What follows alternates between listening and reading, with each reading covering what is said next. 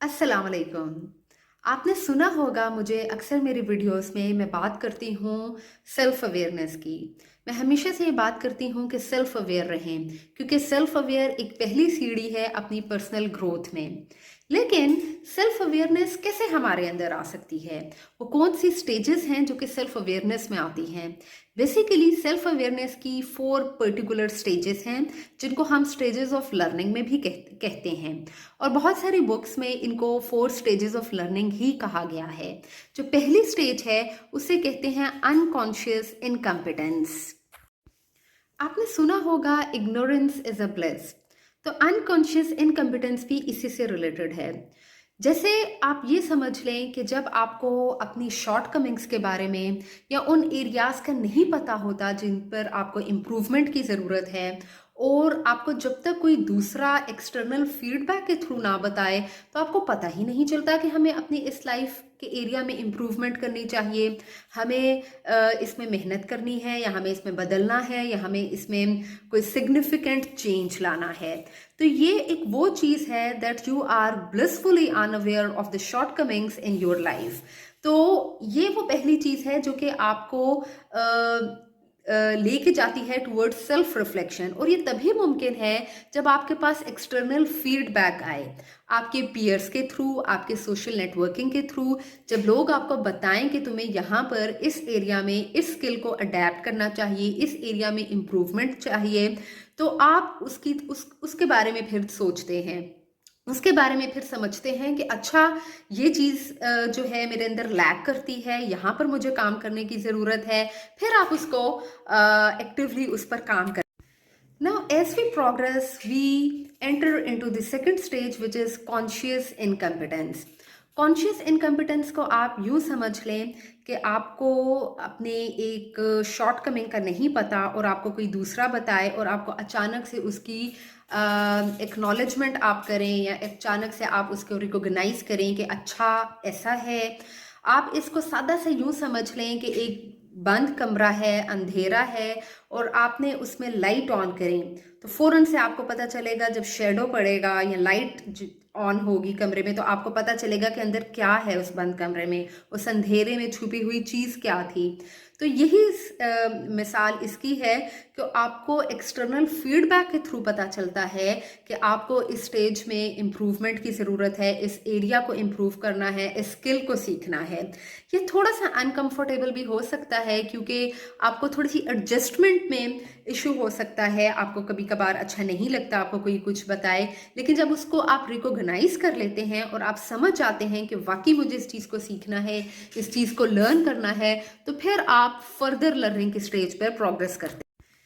फिर जो next stage है दैट इज स्टेज 3, उसको हम कहते हैं कॉन्शियस कंपिटेंस। कॉन्शियस कंपिटेंस में हम एक्टिवली एफर्ट करते हैं, प्रैक्टिस करते हैं, और यहाँ पर हमारी डेलिब्रेट एफर्ट इन्वॉल्व होती है। हम कॉन्शियसली इम्प्रूवमेंट की तरफ जाते हैं, कॉन्शियसली उस स्किल को सीखते हैं जिसमें हमें जो जो हमें सीखने की ज़रूरत होती है। इसको आप सादा सी मिसाल यूँ समझ लें कि अगर आपको कोई साइकिल चलाना सिखाता है, जब आप पहली दफ़ा सीखते हैं तो आप एक्टिवली उस पर काम करते हैं, एक्टिवली आप सीखते हैं कि आपने बैलेंस को कैसे मेंटेन करना है, कैसे साइकिल को चलाना है। तो वो जो कॉन्शियस आपकी एफर्ट है, आपकी डेलिब्रेट एफर्ट है, आपकी प्रैक्टिस है, that comes under conscious competence. Conscious competence में we become more mindful of our actions. हम कॉन्शियसली एफर्ट्स करते हैं, स्ट्रगल्स करते हैं, और हम कोशिश करते हैं कि हम उस स्किल को लर्न करें। So as we continue our journey we reach towards unconscious competence. ये वो फाइनल और फोर्थ स्टेज है जो कि आपकी कंटिन्यूस एफर्ट से, आपकी कॉन्शियस एफर्ट से, आपकी डेलिब्रेट एफर्ट से और लर्निंग से एक तरह से पक्की हो जाती है, जिसको कहते हैं ना कि अब आपको किसी एक्सटर्नल सपोर्ट की ज़रूरत ना हो, किसी भी एक्सटर्नल आपको कोई बताए नहीं कि अब आपने क्या करना है, बल्कि आपको वो खुद से वो लर्न कर लेते हो स्किल, और वो एक तरह से अनकॉन्शियस हो जाता है। फॉर एग्जाम्पल, आप जब गाड़ी चलाना सीख जाते हैं तो आप गाड़ी चलाते हुए मोबाइल फ़ोन भी अक्सर यूज़ कर रहे होते हैं, या गाड़ी चलाते हुए आप साथ बैठे हुए बंदे से बात भी कर रहे होते हैं, but you don't forget that how to drive. आपको पता है कब एक्सेलरेटर दबाना है, कब ब्रेक देनी है, कब स्पीड ब्रेकर आया है, अब मुझे कैसे रिस्पॉन्ड करना है, क्योंकि वो आपकी एक तरह से रिचुअल बन जाता है। आपकी उस कॉन्शियस एफर्ट के बाद उसका फ्रूट ये निकलता है कि वो आपकी लॉन्ग टर्म मेमोरी में होता है, फीड हो जाता है और आपको अब कॉन्शियसली इसमें एफर्ट नहीं करनी पड़ती। इसी तरह जब आप बचपन में नमाज सीखते हैं तब तो आप एक एक चीज़ सीखते हो कि कैसे रुकू करना है, उसके बाद सजदा करना है, लेकिन फिर वो एक रिचुअल बन जाता है, फिर आपकी वो रूटीन बन जाती है, फिर आपको कोई बताना नहीं पड़ता, आपको याद नहीं करना पड़ता कि रुकू के बाद क्या करना है, क्योंकि वो आपकी एक लॉन्ग टर्म मेमोरी में चला जाता है, आपको इतनी कॉन्शियस एफर्ट नहीं करनी पड़ती।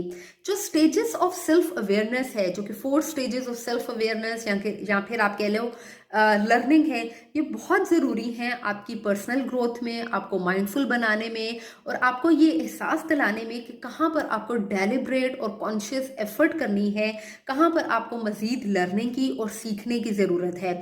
यहाँ पर जो एक्सटर्नल फीडबैक है, आपके पीयर्स का रोल, आपकी सोशल सपोर्ट का रोल, वो बहुत इंपॉर्टेंट है, क्योंकि जब तक आपको कभी कभार कोई बताएगा नहीं, आपको जब तक कोई बाहर से एक्सटर्नली फीडबैक नहीं मिलेगा, तो आप इम्प्रूवमेंट की तरफ नहीं जाते। बाज़ औक़ात बहुत सारे लोग जो होते हैं वो बहुत ज़्यादा स्वेयर ट्रॉमास में होते हैं और उनको पता ही नहीं होता कि उनको मेंटल हेल्थ प्रैक्टिशनर के पास जाने की ज़रूरत है या उनको एक साइकोलॉजिकल एड लेने की ज़रूरत है।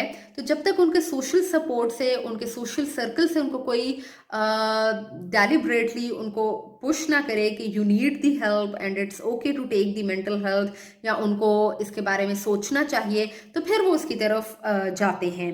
तो इसी तरह सेल्फ अवेयरनेस भी है कि आपको बाज़ औक़ात जो है एक एक्सटर्नल फीडबैक के थ्रू पता चलता है कि you need improvement in this area and that is quite healthy and that is quite okay. So if you like my today's video, then do give it a thumbs up and do share my video. Till then, Allah Hafiz.